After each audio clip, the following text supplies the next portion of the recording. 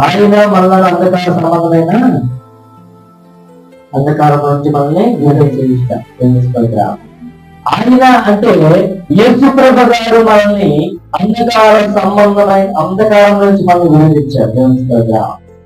ఈరోజు ఒక మనిషి చిన్న ప్రాబ్లం ఉంటే మనం సహాయం చేస్తాం అంతవారికి, లేదా మన కుటుంబాలు ఏదైనా ప్రాబ్లమ్స్ తో ఉన్నవారికి హెల్ప్ చేస్తాం అంతవారికి.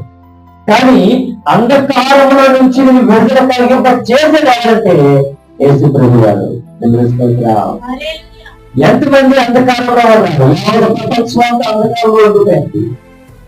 ప్రపంచం అంతా అంధకారంలో మునిగిపోయింది. ప్రపంచంలో ఉన్న ప్రతి మనిషి కూడా అంధకారంలో ఉండిపోయారు.